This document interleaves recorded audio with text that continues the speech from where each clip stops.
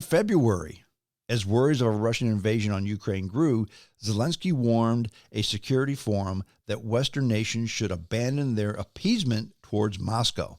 Quote, Ukraine has been granted security assurance in exchange for giving up the world's third largest nuclear arsenal. Okay, so basically Putin said, look, you give up your nuclear weapons, we won't invade. Okay, which on the surface sounds reasonable. Here's the problem with that. As Zelensky continues, we don't have nuclear firearms, and there is no security, but we do have a right to urge a transformation from an appeasement policy to one that assures security and peace. Bottom line is, he's telling the West, look, we have big troubles here because Moscow is saying, look, we'll come in and make the peace with you. Come into your country and make the peace with you. All you have to do is give up your nuclear weapons. And they didn't have any. In the early hours of February 24th, shortly before the start of the Russian invasion, Zelensky recorded an address to the citizens of both Ukraine and Russia. In part of the address, he spoke in Russian to the people of Russia, appealing to them to pressure their leaders to prevent war. He also refuted claims that the Russian government was about to present... say this again. He also refuted claims of the Russian government about the presence of neo-Nazis in the Ukrainian government and stated he had no intentions of attacking the Donbass region, while highlighting his personal connections to the area. Again, Putin is calling him and his government neo-Nazis.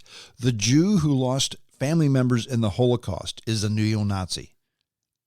That didn't ring true to anybody. On the morning of February 24th, Putin announced that Russia was initiating a special military operation in Donbass. Russian missiles struck a number of targets in Ukraine, and Zelensky declared martial law. Zelensky also announced that diplomatic relations with Russia were being severed, effective immediately. Later in the day, he announced general mobilization.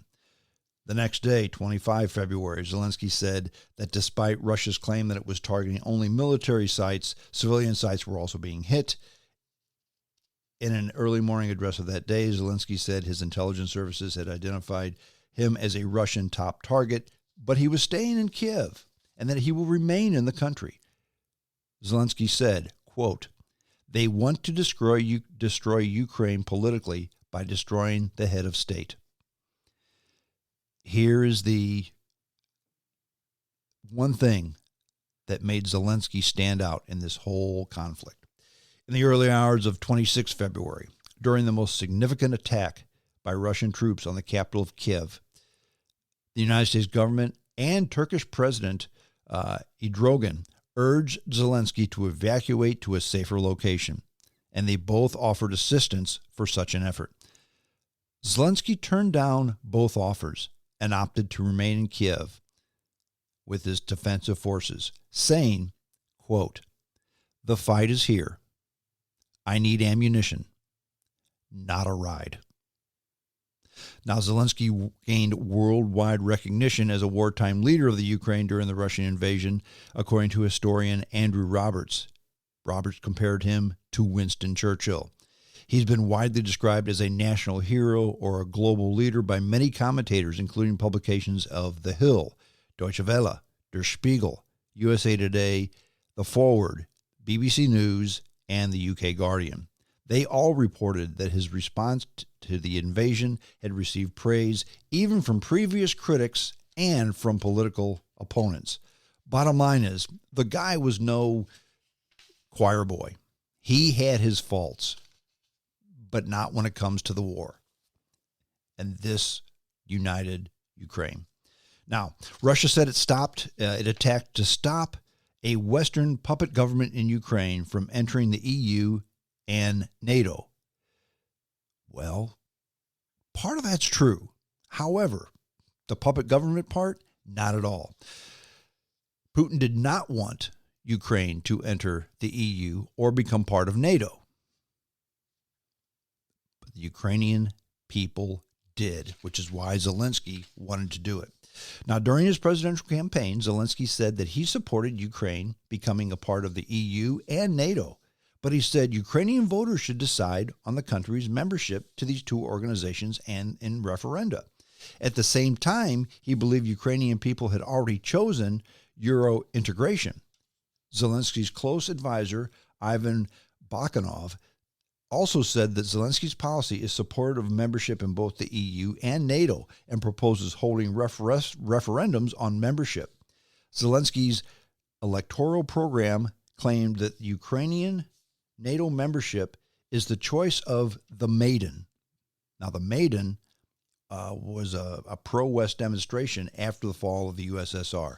And that's when the people of Ukraine said, look, we don't want to be part of the East. We want to be part of the West.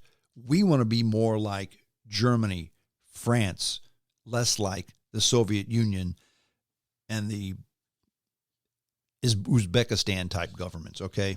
We want to be part of the West. We want to be part of modern Europe. That was the whole Maidan movement. Maidan, M-A-I-D-A-N.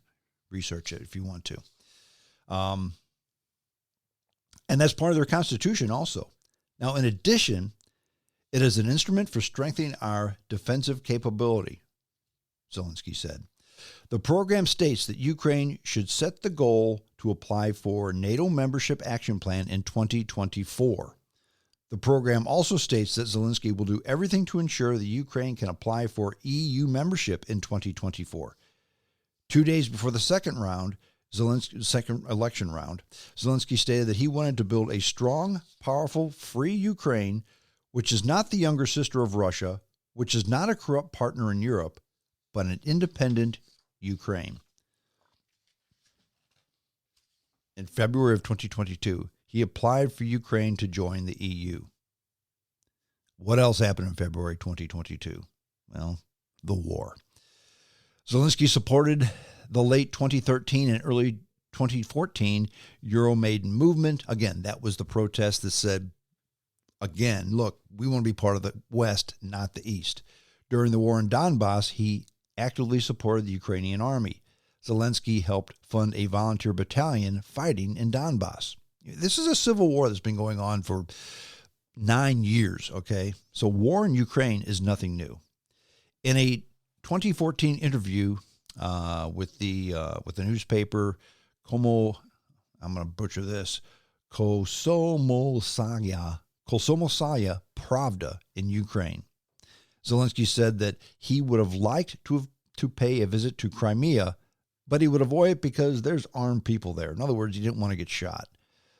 Crimea was taken over by the Soviet Union, just annexed and taken over, and really the Ukraine didn't fight over that. They figured there's no sense in doing that. 2014, Zelensky performed for Ukrainian troops in Mariupol. Remember, he was an entertainer, a comic, and actor. And later, his studio donated 1 million hryvnias, that's the Ukrainian currency, to the Ukrainian army. Regarding the 2014 Russian annexation of Crimea, Zelensky said that, speaking realistically, it would be possible to return Crimea to the Ukraine control only after a regime change in Russia. Translation, it would be war if he tried to take it back, and he didn't want war. If he had wanted war, he would have invaded Crimea or not let the Russians take it, and he didn't. He didn't want the war. Now, in an interview in December 2018, Zelensky stated that as president, he would try to end the ongoing war in Donbass by negotiating with Russia. And again, he got 73% of the votes, so people obviously wanted him to do that.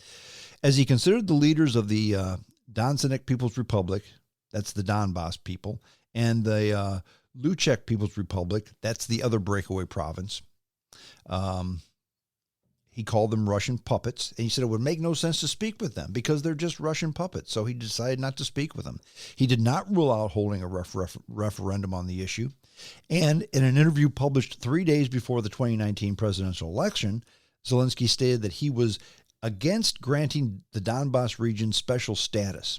In the interview, he said that if he were elected president, he would not sign into law amnesty for the millions of militants of the DPR and LPR, the two breakaway republics. Zelensky has come out against targeting the Russian language in the Ukraine because there's two languages spoken in Ukraine, Russian and Ukrainian. different languages, similar but different.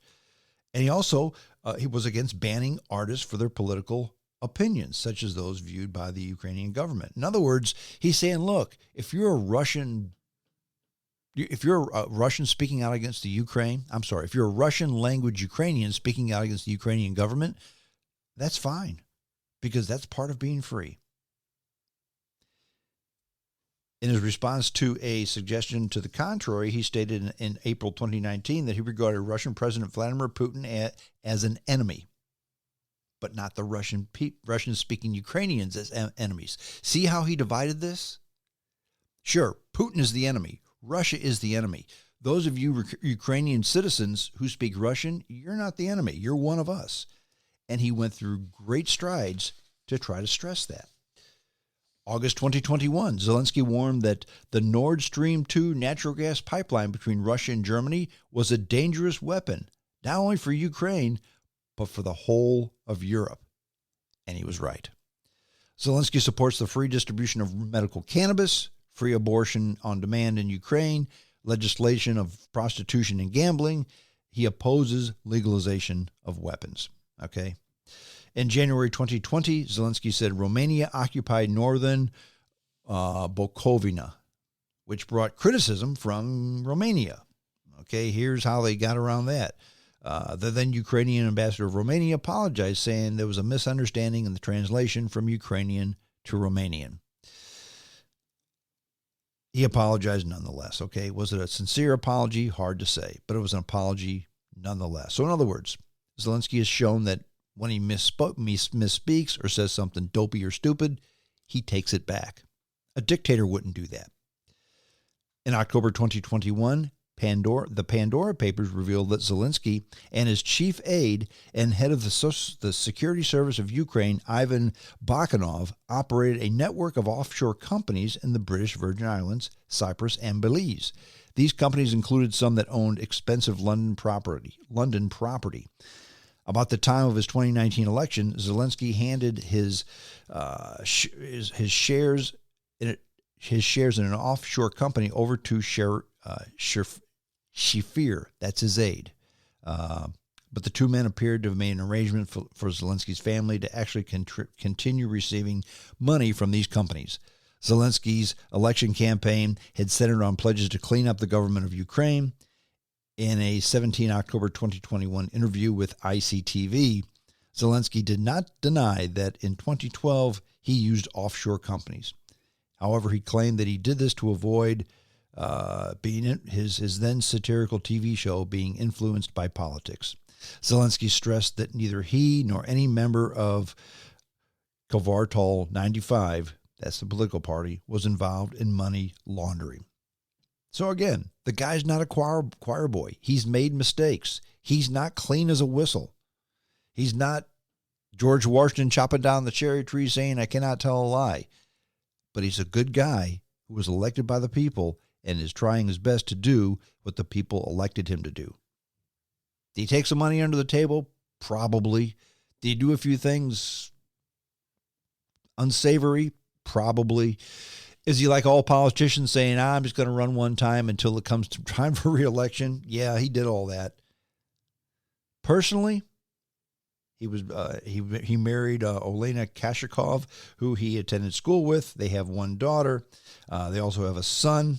Zelenskyy had a movie in 2014 called 8 New Dates, and their daughter actually played Sasha in the movie. So again, the guy was an actor, okay? His first language was Russian. His second language is Ukrainian, but he speaks both fluently. He speaks English fluently as well, as you've heard during his interviews. And by the way, going from Ukrainian to Russian, no big deal. Going from Russian and Ukrainian to English, big deal. They don't even use the same alphabet, okay? That's a big deal. He's a fairly rich guy. He's worth about $1.5 million, or at least was in 2018. Okay. So now you know more about Volodymyr Zelenskyy. The biggest thing I wanted you, dear listener, to understand is that Vladimir Putin says this guy and his government are neo-Nazis.